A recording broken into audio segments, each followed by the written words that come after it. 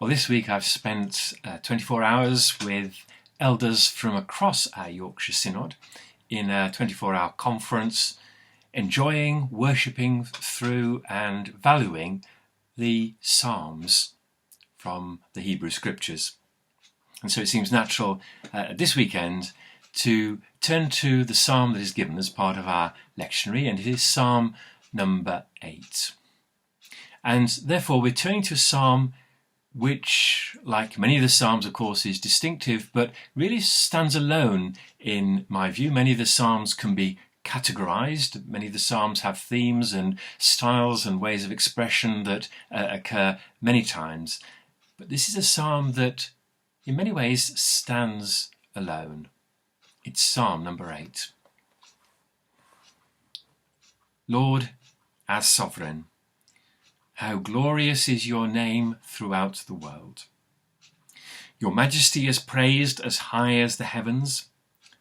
From the mouths of babes and infants at the breast, you have established a bulwark against your adversaries to restrain the enemy and the avenger.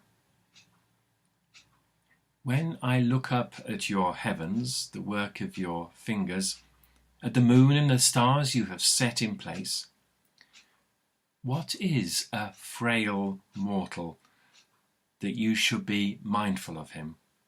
A human being that you should take notice of him? Yet you have made him little less than a god, crowning his head with glory and honour. You make him master over all that you have made, putting everything in subjection under his feet, all sheep and oxen, all the wild beasts, the birds in the air, the fish in the sea, and everything that moves along the ocean paths. Lord, our sovereign, how glorious is your name throughout the world. So I say that this is a psalm that stands alone, really. There's not another psalm directly to compare with it. But in this way, it has a lot in common, of course, with all the psalms.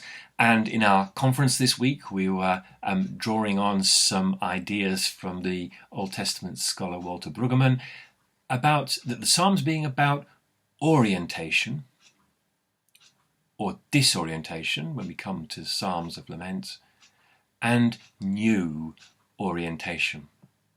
Having set ourselves in God's presence and being reminded of the way in which the world and our life of faith maybe is adrift from where it ought to be, but that sense of promise and affirmation that God's faithfulness and goodness prevail and draw us to new places. And there is certainly a theme of orientation in Psalm 8, and that's what makes it, I think, stand out.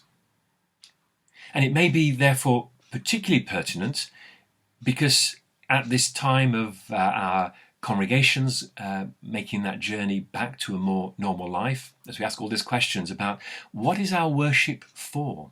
Why make the effort to restart and reimagine our life as a worshipping community? What is worship for? I think a fundamental answer, and what we as a worshipping community have to offer to the wider world, that worship is about orientation. And our psalm, I think, offers us two reasons for orientation, and the one is confession. In the broader sense, and many of our liturgies begin with a sense of confession, but I mean confession in the sense of finding our true place before God. That's what worship is for. And certainly in this psalm, when I look to your heavens, the work of your fingers, what is a frail mortal that you should be mindful of him? Worship is about orientation in that sense of acknowledging God's greatness, God's love and God's mercy, and the small nature that we ourselves possess.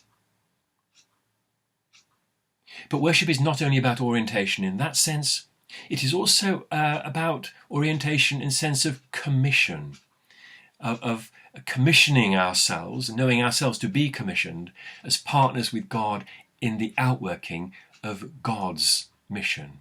And the mission of the church, of course, is always fundamentally God's mission. And when we hear the latter part of the psalm, and we might hear in it a rather sort of oppressive role that humanity is given, subjecting all creation under our feet, and in an age of environmental concern, that might be a rather unhelpful image. But I think whenever we hear that language of dominion, of the role of humanity, it is actually one of stewardship, which has a much more of a clear ecological resonance. That sense of being partners with God, and partners indeed with all of creation, in bringing all things to fruition in God. And so this is a psalm. And of course, like all the psalms, it is a psalm to inspire worship, but to get to the heart of the matter in terms of what is worship about. It is about bringing us to the point of confession, of acknowledging our insignificance in the shadow of God's greatness and glory, but at the same time, and all interwoven with it, worship is there to commission us in that partnership working with God and within God's creation.